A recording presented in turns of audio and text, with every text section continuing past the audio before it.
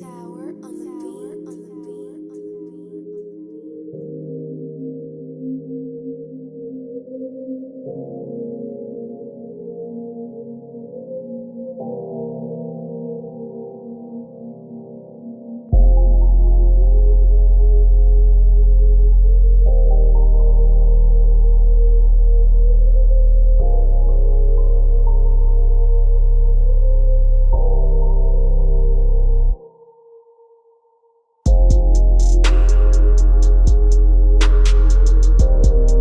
The video you are about to watch is protected by the Corporation of the United States of America and parent company, the District of Columbia's Constitution Bill of Rights, Amendment 1, Free Speech and Free Press. We are also protected under the United Nations General Assembly Declaration of the Rights of Indigenous People, or D.R.I.P., also known as DRIP Articles 14 and 16. Article 14. 1 states that Indigenous people have the right to establish and control their educational systems and institutions providing education in their own languages, in a manner appropriate to their cultural methods of teaching and learning. Article 14. 2 Indigenous individuals, particularly children, have the right to all levels and forms of education of the state without discrimination. Article 16. 1 Indigenous peoples have the right to establish their own media in their own languages and to have access to all forms of non-Indigenous media without discrimination. Article 16. 2 States shall take effective measures to ensure that state-owned media duly reflect Indigenous cultural diversity. States, without prejudice ensuring full freedom of expression, should encourage privately owned media to adequately reflect Indigenous cultural diversity. Back with another one. This one's called Hebrew is Greek, Hebrew is Japanese. Alright, and this is gonna be an action news investigation, of course. So, let's check it out. Joseph Yehuda wrote this book, Hebrew is Greek. It was very hard to find on PDF, but recently it came out, so I jumped on the opportunity. Now, I've read this book, it took me a while to read. It's very hard. I had to take out the Hebrew dictionary, all this other crap. It's crazy. But I want you to pay attention to Hebrew and Japanese characters. If you look, they look very similar. Now, don't just look at a glance. Really zoom in and look at these characters. Now, I like to look at languages and characters and languages and their alphabets. Learn a lot from them. Really get in there and look and see how similar a lot of this is. It's uncanny. Alright? Just too similar. Very weird. So I decided to take a look into this. Now, I've been on the whole Hebrew is Greek for a while, but the Japanese thing caught me off guard. So I started really looking into the Japanese culture and the lettering system that they use, the characters, the way they read and write, the way the Chinese read and write. I'll get into that another time. But as I like to do on this channel, is to show you how language kind of evolved and kind of had a Hebrew phonetic kind of, Phoenician origin. You can't deny it. Something happened, the Phoenicians, whoever they may be, they started writing shit down and everybody started copying their system. Plain, it's all it is. Greek is Hebrew, Hebrew is Greek, and all that. Alright, this is from a book by Joseph Yehuda, Hebrew is Greek. And I'm gonna read the preface by this dude Saul Levin, and I'm gonna read some of the prologue. You have to know a little bit of like Greek and Arabic or Hebrew, or this book is about as old as I am. It's published in 1982. The connections between Semitic or Afro-Asiatic and Indo-European languages are being investigated more methodically nowadays, but all the researchers are still too few and isolated. Every so often I hear of a scholar in Poland or Brazil or Israel who has been studying a certain extensive set of comparative data and working out theory. Some of these men and women are at university, others in different professions, but expert in many languages. So he's telling you, like I said, you gotta be an expert in these languages and shit. I'm gonna skip through a little bit more. He tells you that there's, like, right here it says, there's no society or journal for us to share our findings in brief installments, and thus to profit from mutual criticism and supplementation. But the subject itself is rich, and the individual attracted to it are compelled to write long monographs. It's kind of like the subject of the Aboriginal American, the black man, the Asiatic blacks of here, the United States, North America in general, and the Americas as a whole. It is. There's no way to really make money off of this. They ain't Callaway doing his best. You know, I'm not going to hate the brother for that, because it is a very expensive, it's very expensive to get this history, especially when it pertains to us. Alright, so I'm going to skip down, but he's telling you gotta have a passion for this shit. It also says that he was very prolific in the investigation of vocabulary, grammar of the Hebrew Bible and his linguistic Greek.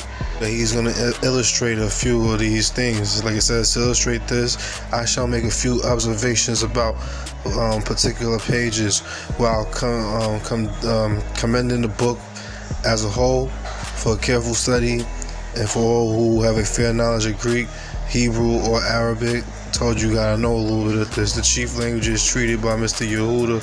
Furthermore, those who are expert in Sanskrit, Avestan, Armenian, or Hittite on the Indo-European side, or Akkadian on the Semitic.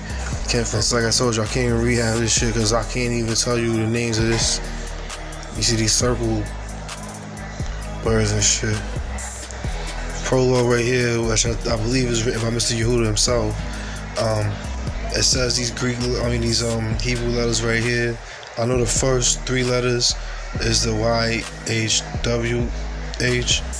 I believe. But it says that restores to the Greeks the 24 books of the Old Testament, which were written in their language, and adventitious award for their having preserved the parts of the Hebrew heritage enshrined in the subjugant the New Testament and books by Josephus and Philo.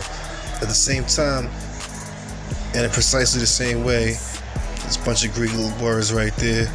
Authors to the Jews, the 48 books of Homer, together with the rest of the literature of the Hellas, they kind of compensation for the sufferings endured by them at the hands of the Greeks. Lastly, some Arabic right there gives orientalistic people to the pre-Islamic Arabia that invites for the research. This argumentative work should have been undertaken by a team of at least 3 seasoned scholars, each an accomplished expert in one of the 3 languages immediately involved, and having more than a nod-in acquaintance with the other 2. It's not my fault that I've done it single-handed. As a matter of fact, I repeatedly tried to get others to join me in the venture without success. And he goes on about trying to get other people to join into this, and how, you know, it kind of pushes him to the fringe of this whole thing in general. Okay, they was telling him, for those who confused to be persuaded that there was something in my theory, yet thought that my claim about the identity of Hebrew or Greek was rather exaggerated, they maintained I was aiming too high, and suggested in my own interest I should lower my sights and adopt a less compromising attitude. One of them was the late Sir Leon Simon, an acknowledged classicist who knew Hebrew. Alright, so he's telling you that just like in the American Aboriginal Truth movement, that you're not gonna have too many friends, and those who know, like your Sarnettas and them, they're gonna tell you or try to make you play you down like you're crazy, or that you aiming too high or something like that, because there's gatekeepers. All of this has everything to do with gatekeepers and keeping the truth. Alright, then there's so much when it comes to the Hebrew people, who they really are, who are the pretenders and the frauds, why are they controlling the money, and are they the controllers of the world? I mean, if you look at Flat Earth British, he putting out every day.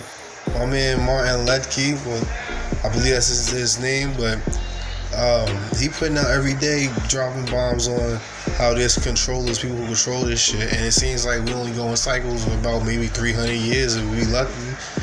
The United States seemed like it fully was created during the ending of a mud flood event or something. All right, and it seems like we the descendants of those who was knocked on our asses and got everything stolen from us. And he's telling you that these buildings that you see in your downtowns with these columns and shit, these motherfuckers have been here for way longer than these Europeans came over here and stole everything from us, including our own identity.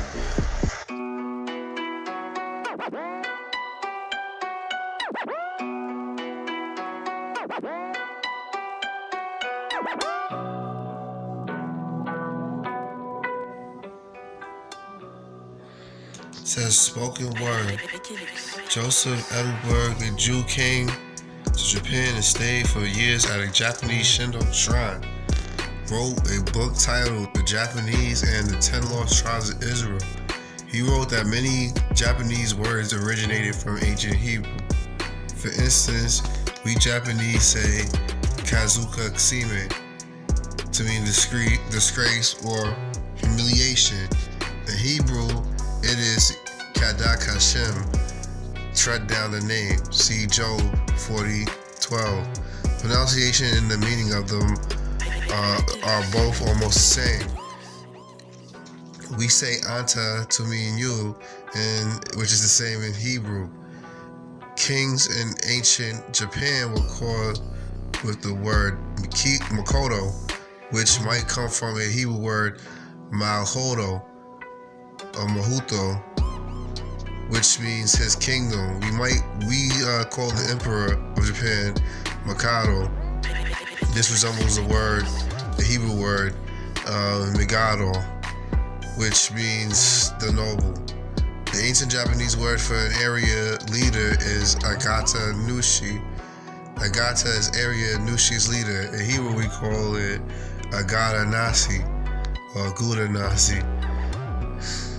When we Japanese count 1, 2, 3, 10, we sometimes say Hai, Fu, Mi, Yo, Itsu, Mu, Nanya, Ya, Koko no Toho. This is a traditional expression, but we Japanese don't know what it means if we think of it as Japanese. It is said that this expression originates from an ancient Japanese myth. In the Shinto myth, the female god called Amaterasu, who manages the sunlight of the world, once hid herself in a heavenly cave and the world became dark. Then, according to the oldest book of Japanese history, the priest called Koyone prayed with words before the cave in front of the other gods to have Amaterasu come out. Although the words that were said in the prayer were not written in the book, the legend said that these words was Hai Fu Mi.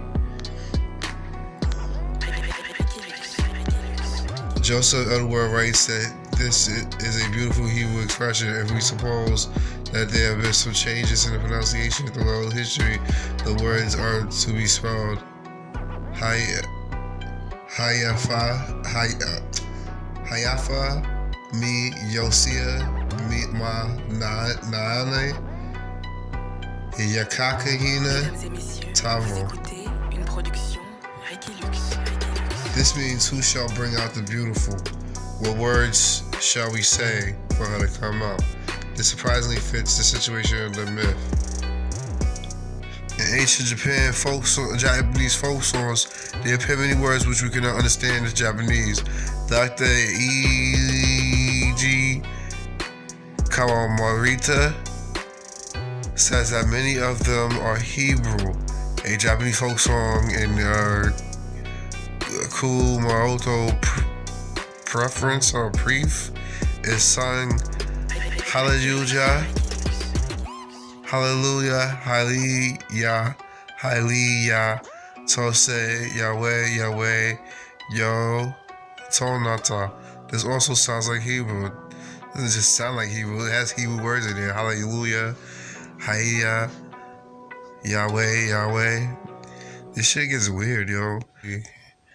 Also, the writing between Izanagi and Izanami traces back to the ancient Hebrew custom, which many Jews still practice, namely the bride walks in a circle around the groom, presenting the heavenly pillar.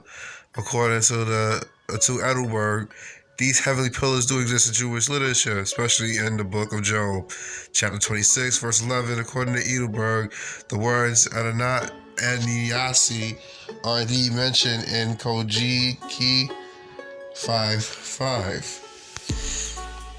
Again, the word Niyasi does not have any meaning in the Japanese language, but with a slight change in a nuance, it does in Hebrew. The words my sound, Nisa, which means I wed. Wow. That is kind of crazy. You can kind of see how all these languages do kind of come together and shit. It's very, very strange. Very strange. Right? It is difficult to believe that this too could be mere coincidence.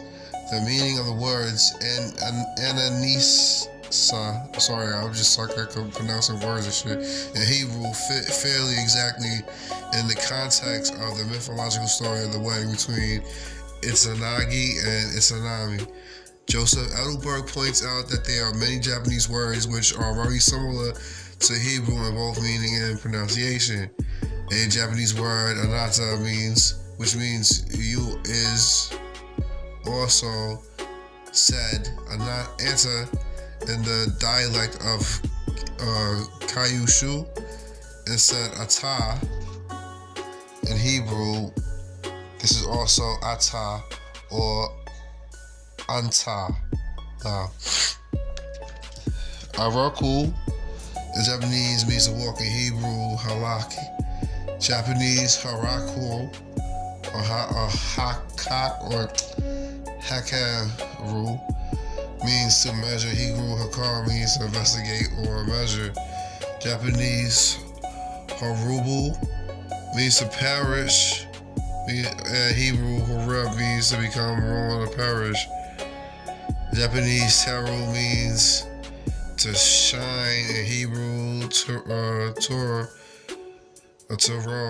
means illumination. Wow, Torah, yeah, this is really close.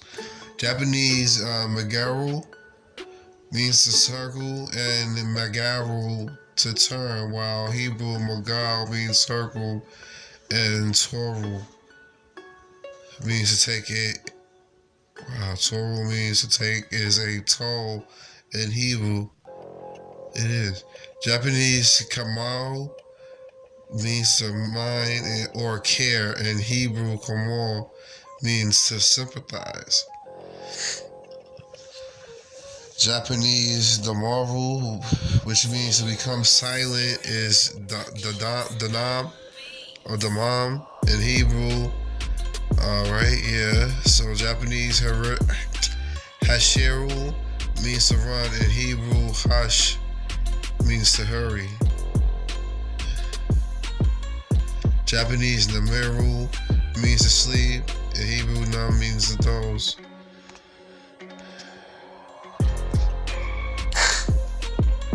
Japanese itso, which means thread or tread actually, is hot in Hebrew.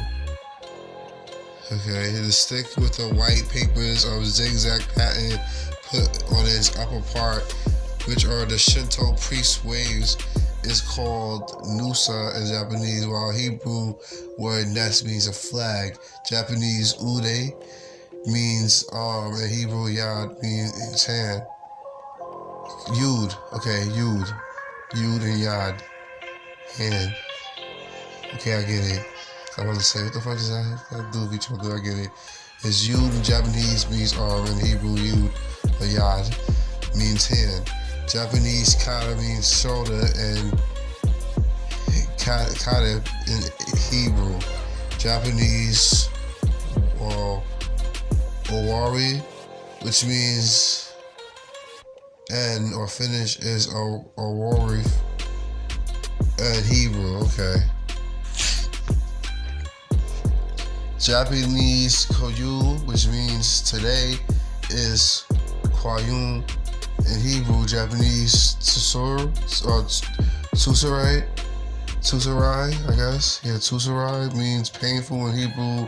Tsusarai means trouble, misfortune. Japanese, Karui means light and weight. Is Kwal and okay, so it's Kwai means light and weight, and it's Kwal in Hebrew, cool means coldness and reminds of a Japanese word koru, which means freeze, or kuri, which means ice. Okay.